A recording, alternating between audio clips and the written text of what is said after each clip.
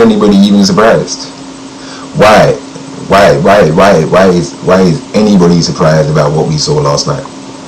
Because I'm not really surprised. I'm a pessimistic, optimistic Spurs fan. I want my team to do well. I hope my team will do well. But I know my team will never do well as long as Levy and Enoch are the owners of this club. I'm sorry. Like, I'm gonna be honest. When Levy made the ridiculous decision to sack Pochettino rather than giving him the investment he required, when he sacked Pochettino, I can't lie, I remember I was working the night shift at the time, so I was on my way to work, and pretty much like that was like the story for like, I think about a day before that anyway, like, and even then I kind of knew it was coming, but I was also kind of just like, Levy, you can't, like, you can't sack the greatest manager that Spurs have had. Like, you can't. Like, especially in this Premier League era, like, you're not going to go and do it, are you? But then he sacked him. He sacked him while I was on my night shift, and I can't lie, I was shedding some tears. Because I was just like, it don't even make no freaking sense. How do you sack a manager that you're almost blaming Pochettino for you going on a self-imposed transfer ban for, like Chris Cowlin says, 518 days, bro. I didn't even know it was that long until Chris Cowlin kept telling man this. Like, he was like, bro, 518 days. Self-imposed transfer ban after finishing second behind Chelsea. And that's all we needed. All we needed was 2 more class players and some squad players to join the team in order for us to possibly win the friggin' Premier League trophy the season after Chelsea won it. Maybe even the Champions League. But we didn't. So then we signed Mourinho the next morning. Like, pretty much straight away, as soon as I finished work at 6 a.m. the next morning, listening to TalkSport Radio with Alan Brazil, and bang, Mourinho's our manager. And I thought to myself, man, look, after sacking Pochettino, if there's any manager who are wanting Spurs right now to win us a friggin' trophy finally, because that's all I want at Spurs. I just want to be able to cry some tears of joy with my dad. You know what I mean? Just cry some tears of joy with my dad for winning a friggin' trophy that's worthwhile. You know what I mean? Like, I still remember 2008 being at the Spurs pub right there across the road from the lane, winning 2-1 against Chelsea, being drenched in beer and just singing on this Tottenham High Road street, arm in arm with my Spurs brethren. We're just singing out loud, like, you know what I mean? Some of us with tears of joy. It was euphoric, and I still vividly remember it. 2008, bro. 2008, and I can still vividly remember it because that's the only time and the last time we won a freaking trophy, bro. This is a joke. It's a joke, bro. And anybody who thinks this isn't Levy to blame, Enoch to blame, Joe Lewis to blame, bro, you are the most naive, optimistic, deluded Spurs fan I have ever had the displeasure of watching on YouTube. I'm sorry. And there are quite a few of them on YouTube at this moment. But I'm not even going to get into that. I'm going to get into the game that we were playing last night, because again, as I was saying, I'm not even surprised. Like, I'm not surprised at what we saw last night, because in the first 15 minutes I was thinking to myself, bro, why did I stop playing my Xbox to watch this shit? Like, that's what I was thinking in the first 15 minutes. Why did I stop playing my Xbox to watch this shit? Because I could smell an upset coming in the first 15 minutes, people. I could smell it. Not particularly a loss, but I could smell an upset. I could smell a Dinamo Zagreb goal or two happening. I could smell it. Because in the first 15-20 minutes we weren't doing anything but passing to Sanchez, who passed it to Aurier, who would pass it to Sissoko, who would pass it to Winks, who would pass it over to Davis, who would pass it to Dyer, who would pass it back to Lloris. And this was what was happening consecutively for the first 15-20 minutes, bro. Until at some points I had to see Kane coming back so deep, almost to the halfway line, sometimes over back into our own half to get the ball and send it up the field, because he's just like, what are you lot doing? What are you lot doing? And then when other players get the ball who are creative and then they're trying to go forward, nobody else is going forward. Like, you know what I mean? I don't want anybody to blame Dele Alli about calling him dilly-dallying on the ball and whatever else have you. Because if you were Dele Alli treated the way you were treated this season by Mourinho, would you even want to perform for him? Because I know I wouldn't. I know I wouldn't. You dropped me for the first half of the season for no reason other than a so-called Stoke mistake that apparently it was his mistake why Stoke scored, even though we still won that frigging game. But he gets dropped after that Stoke game because of a certain flick that happens, and then he gives the ball away. But then there's still like an extra piece of play that continues before that goal happens. So, but he's the one that receives all of the blame. Eric Dyer has made so many mistakes this season, but yet not once has Mourinho come out and specifically singled him out. He hasn't once come out and specifically singled out Aurier for his madness against Leicester at half-time. He didn't come out and specifically single out Aurier, but Dele Alli, let me single out this guy. When we know, as Spurs fans, we know Dele Alli is going to be there much longer than Mourinho. Like, Dele Alli, he's a class player, and I'm always going to say this. Yes, he's been underperforming for the last couple seasons, but Spurs fans forget that he was robbed at knife point in the only place you're supposed to feel safe, at your home. Like, he was robbed at knife point, him and his girlfriend, in his house. Like, with Spurs fans, we forget this. We don't even know that he might still be traumatized by this. Like, you know what I mean? People deal with traumatic experiences differently. Have Spurs helped him in that field? Have they helped him? Look at Danny Rose, our longest serving player, people. Danny Rose, our longest serving player, omitted from the entire squad because he kept it real in the Amazon documentary. Because he kept it real. What did he say in the Amazon documentary? If I play poor, I get dropped. If anybody else plays poor, they play the next game. When we know Danny Rose is much better than Ben Davis, and yet Ben Davis plays, Danny Rose gets omitted from the squad.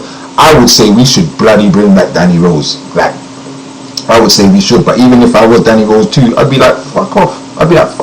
Remember Tom Huddleston? Remember when there was a stage when Spurs fans were constantly ripping into Tom Huddleston as well, and then I can't remember what game it was when he scored a goal for us, and then he was cheering, and he was like, fuck off. And I was like, no, good. I was like, that's fucking good. Because we flip-flop too much a lot of the time. We flip-flop too much. I've been watching some Spurs channels lately where a lot of the Spurs fans, when we were top of the table, they loved the players. The players were great. The players are awesome. Did you see how brilliant they played against Man? You know what I'm saying? But then now that we've fallen down, all of a sudden, the players aren't good enough. The players aren't good. But what about the manager? If the manager can't galvanize these players enough, because we sit down and say we've got a better squad than West Ham, or we've got a better squad than Leicester, we've got a better squad than Everton, but they've got managers who can galvanize the players, who have an identity of playing. But we know the one identity Mourinho has, which is why he received the name Jose Mourinho. Like, we know the sort of way that he plays.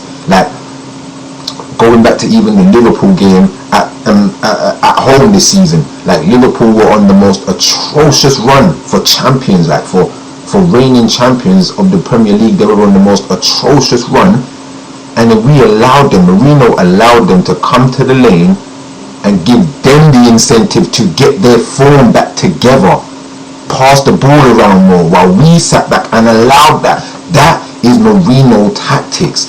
Yesterday, all we needed was 1 or 2 goals within 15 minutes, but Mourinho tactics dictated that as long as we don't lose, we're already winning on aggregate. So don't even worry about trying to win this game either. We're already 2-0 up on aggregate as long as we don't lose. And that's Mourinho's tactics. So that boils down to the squad. It trickles down to the squad.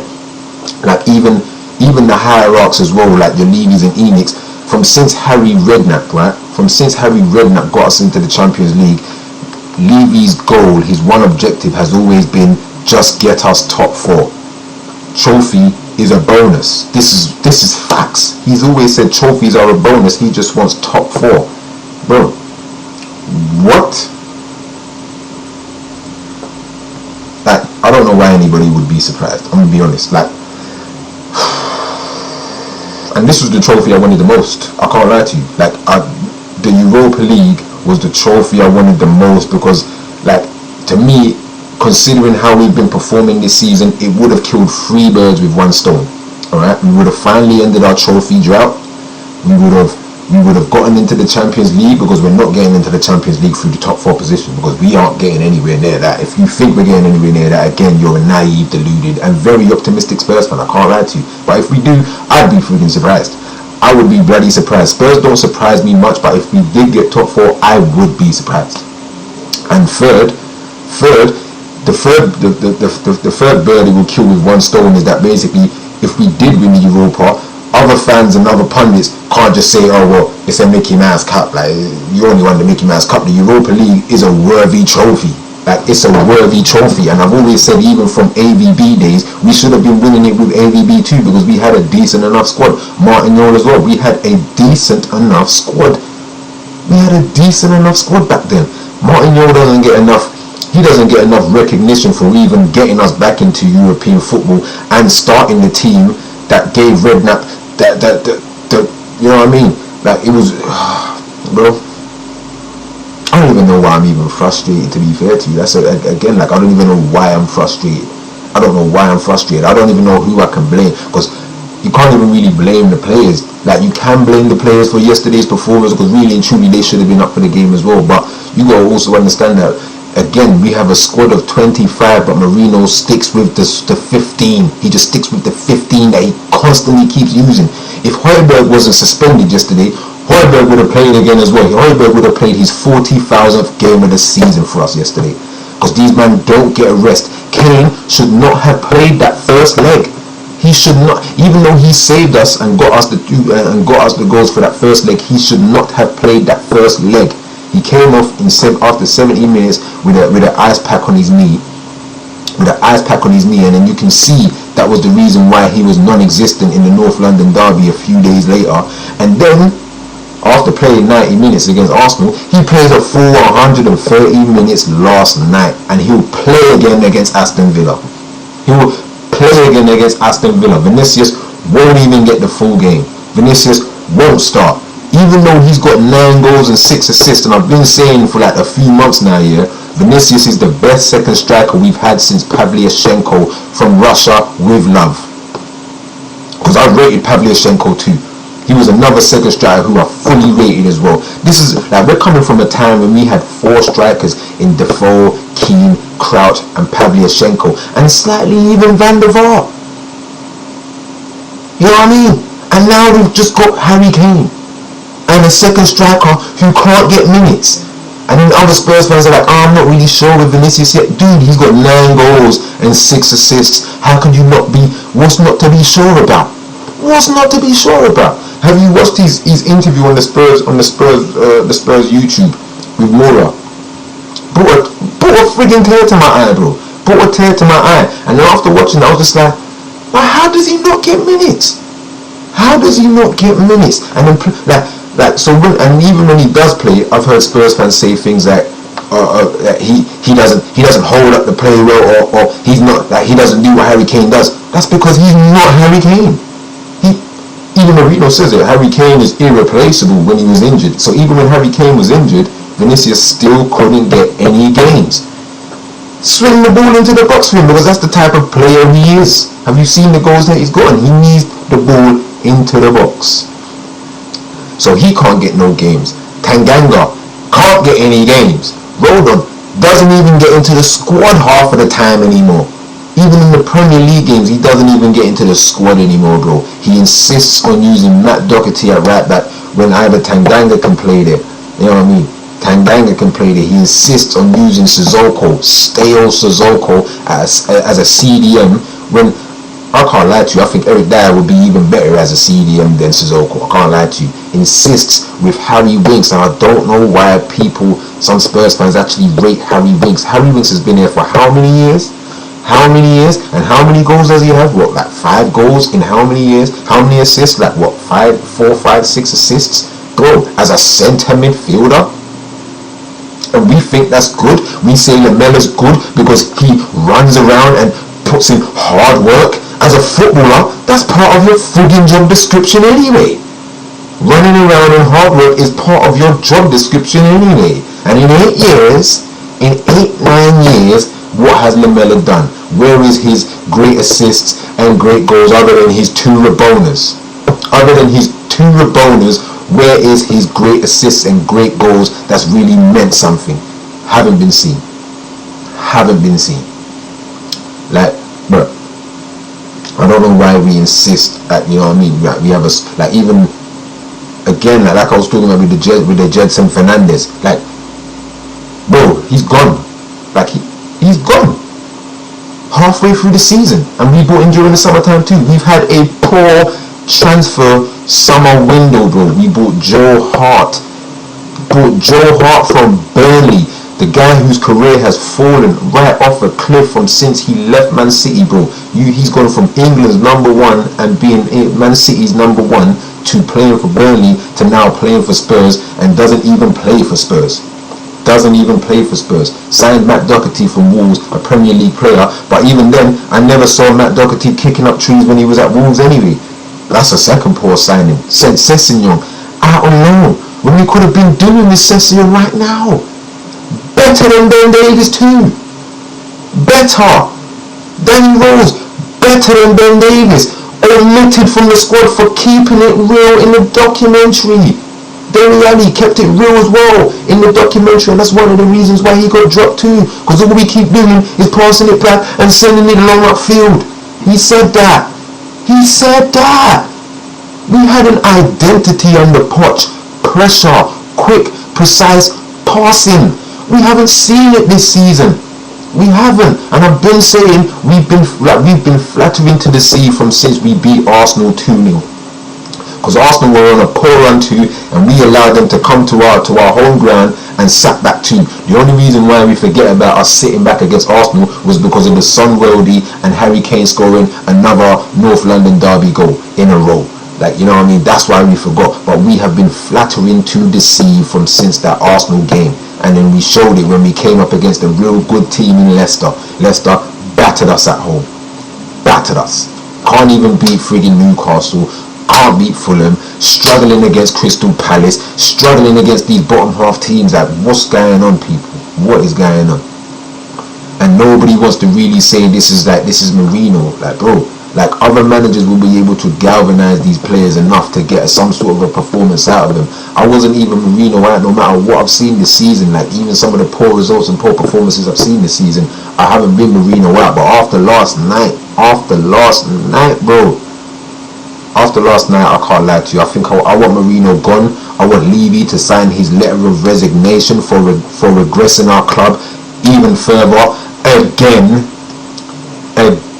because every time when we reach a plateau, he stifles us. Mourinho has also stifled the players, stifled their creativity. Like we're trashing Bergwijn, but that's because he's got Bergwijn playing as a friggin' right wing back or a left wing back. What? He doesn't want these players to be creative enough. He doesn't want these players to be expressive. Just stick to the passing this way and that way, and if you can't make a forward pass, don't pass it. And the reason why there's no forward passing going on, because of the way we've been playing for so long this season, nobody even wants to make the runs anymore, because they know the ball's not going to come forward unless Harry Kane comes to collect it. So the fact that Harry Kane has been playing as a number 10 all season, even though he's been getting his goals and his assists, the fact he's been playing as a number 10 and Vinicius doesn't even get on the pitch, then like that should be the case. Like, bro, why can't we try and play a 4-4-2 with the two strikers up top? Like, you know what I mean? Why can't we play a game where Harry Kane finally has a rest and we let Vinicius do what he does, but we play to his strengths this time around? We play the same way. Expecting Harry Kane and Son to save us. And now we haven't got no Son, so now we're expecting Harry Kane to save us. And Harry Kane's, he's knackered. He's done. I wouldn't blame the guy. I wouldn't blame the guy for saying F off Spurs. I wouldn't blame him, because we've done him and so many players who have left us a disservice. Vertonghen, one of our best centre backs ever, from since Ledley the King days. You know what I mean? Since Ledley the King days, done him a disservice by not winning him a trophy, and we sent him off. When I can't lie to you, I think we should have kept Vertonghen instead of Toby. Even though Toby's been great for us this, I wouldn't say great, but he's been good enough for us this season, because we know what Toby can do. But we let Vertonghen go. No trophy. Eriksen, no trophy. Like even the Ericsson deal, like Levy tried his hardest to try and squeeze as much of a profit as he could from the Ericsson deal, and that's what Levy keeps doing, giving whack rubbish players a bigger contract so we can try and sell them for bigger money later on down the line. Sissoko, Dyer, these man, they don't deserve a new contract. Winks, these man, Lamela didn't deserve a new contract, but he gives them a bigger contract so we can try and sell them for bigger money later on. But in the 8-9 years we've had Lamela, have we ever really had a bid for Lamela? Have we had a bid for Lamela? I don't think we have. Have we had a bid for Winks? I don't think we've had. You know what I mean? Like, bro, like even Aaron Lennon and some of these players, I think tell a lie, I think Aaron Lennon won the 2008 trophy with us as well. I can't even remember, man. But some of these players, some of the great players that we've had in the past, we've done them a disservice. We've done them a disservice by not giving the club the investment that we needed. A lot of Spurs fans will say, no, Levy's done great for us, Enix done great for us because we got a brand new stadium. And like I said in my previous video, we've got a brand new stadium with a dusty, empty trophy cabinet. A dusty, empty trophy cabinet, bro. I would have been much happier staying at the old lane, trying to invest more in the squad. That's what I would have preferred. I would have preferred more investment in the squad. We don't invest in the squad. Every time when we get to near that finish line, he's just like, yeah, you know what? Let's go on a self-imposed transfer ban because we don't need players. We're good enough. We're good enough, bro. I'm pissed off people, like, because I wanted that trophy. I wanted the Europa League trophy the most. I don't even care about the Carabao Cup. You know what I mean? I don't even care about it. Like, you know what I mean? Like, I'd be surprised if we won that shit too. I would be surprised if we won that shit too. I'd be happy if we won it, yes, because again, it's a trophy. I'm a football fan. I want trophies. You know what I mean? But I'd be surprised if we won it. I'd be surprised if we won it. Poch got sacked for not getting us Champions League spot. So if Mourinho doesn't see his P45 at the end of this season or at some point this season, then bro, like that just proves that Levy doesn't want to be wrong. Because that would prove that Levy was wrong in sacking Poch in the first place. And he was wrong in sacking Poch in the first place because he didn't invest in the squad. He didn't invest. I don't know what to say, people, man. I'm not even pissed off. Again, like I said in my previous video, that's one of the reasons why I stopped buying Spurs merchandise from since he sacked Harry Redknapp. Since he sacked Harry Redknapp, I stopped buying Spurs tops, Spurs key rings, Spurs anything. I stopped buying Spurs anything from when he sacked Harry Redknapp, because I remember then when we were second in the table, 10 points ahead of Arsenal, January transfer window, and Harry Redknapp said, get me Carlos Tevez or Aguero and a very, very solid centre-back, and Levy gave him always injured Saha and soon to be relegated with Blackburn, Ryan Nelson. It was then I said to myself, fuck you, Levy. I'm not giving this club any more of my money. I'm not giving them any more of my money. Not until I see some real substantial shit from this club. Real investment. Real money being spent for players. Like the whole Skriniar thing, right? And I'm not going to pretend to act like I know much about Skriniar, but the way a lot of Spurs fans were talking, even like some of your more seasoned Spurs fans as well, they seem to have think that Skriniar was the player centre-back that we needed. But I think, what was it, 25 or 30 million? But according to Levy, 25-30 million for a certified centre-back is too much, considering that Liverpool spent 80 on Van Dijk. What? Bro, again, somebody said on Chris Cowley's channel, and I love Chris Cowley's channel, but somebody said a few videos back that I think it was Bob Spur TV, may have been, but somebody said, right, that Levy, that every time when we need signings, when we need A, B, C signings, Levy always signs X, Y, and Z so we can try and sell them on as A, B's, and C's to make an extra profit, which is why he tried to strangle out the whole Ericsson deal, because all he made was a 5 mil profit off Ericsson, when really and truly he was trying to make 30, 40, 50 mil. But again, that's what happens when you allow these things when you allow their contract to dwindle down and not even invest in the squad to a point where it's just like the players see there's a future at this club, like that we're trying to get somewhere, that we're actually trying to win the Premier League. Bro, Leicester won the Premier League before we have. What? But we've always been consecutively in the top 4. Bro, people, I don't know, man. Because I was going to come in here and really rant and F and blind, but what's the point? Because, like, again, I'm a Spurs fan of 27 years, bro. I'm a pessimistic, optimist Spurs fan, and I'm not surprised with anything I see with Spurs. I am not surprised. I won't be surprised if we lose to Aston Villa as well on Sunday. Harry Kane, he's going to play again on Sunday. Yeah, even though he played 130 minutes, looks knackered, looks tired, looks non-existent in these games, he's going to play the full 90 whack minutes again against Aston Villa. Vinicius won't see the time of day. Tanganga won't see the time of day. Rodon won't see the time of day. Again, like I said, just freaking bring back Danny Rose, like, you know what I mean? Call back some of these players that are running around, like, you know what I mean? Like, bro, like, I don't even know anymore. Like, start the game with Dane Scarlett and Carlos Vinicius. 2 strikers up top. Do it. Like, try something new. It's just, Mourinho is just so typical. Like, his team selection is typical. His subs annoy my 3rd, 4th, 5th and 6th nerve. It irks me. His subs constantly irk me. They irk me, bro. Like, dog. Like, the game against Arsenal. Like, subbing Bill for Sissoko. What? Bill for Sissoko? Because you think Sissoko can slide onto that right and try and have cover for Matt Doherty when you should have just subbed off Matt Doherty instead and brought on it. But again, he doesn't want to be proven that he was wrong in starting Doherty in the first. People, look, man, I'm just a realist Spurs fan. That's all I am, man. That's all I can say. I'm just a realist Spurs fan, and I'm not surprised with any of this shit. Again, I was watching Chris Cowling's video last night as well, right? The review after the game, and Anthony and Josh, I love those 2 guys because they're the only ones that most of the time, of most of the Spurs fans who I see, keep it real. Sam Chipek keeps it real. Talking to that guy keeps it real. You know what I mean? Like, there's Chris Cowling's channel, they keep it real. More times I would like Chris to be more upfront about how he feels, like, you know what I mean? But at the same time, sometimes it's just like, why should I? Like, why should I make a fool of myself on YouTube? Like, you know what I mean?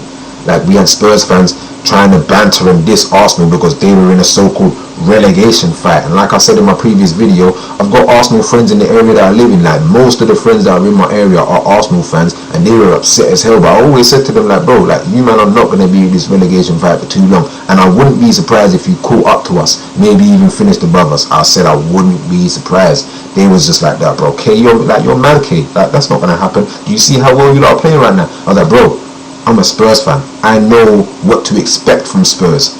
I know what to expect. And now a lot of you guys are going to probably be memes at the end of the season because you were bantering Arsenal. And Arsenal look like they might win a trophy again. Even if they did finish behind us, they look like they might win a trophy again because they're still in the Europa League. Man United, still in the Europa League. Unfortunate for Rangers though, like, you know what I mean? But, bro, like, we have no hope for this season. Our season is done. And if we think we're getting top 4, you're sorely mistaken. Sorely mistaken. We're not getting that. We're not getting it. We're not. So, people, I don't know what to say, man. I don't know what to say. I'll be back again after the Villa game. I'll be back after the Villa game, depending on what the scoreline is. But depending on, it doesn't matter what the scoreline is. I'll be back again. I don't know. That's all I got to say, people, man. I don't know. Mourinho out. Levy to write his letter of resignation.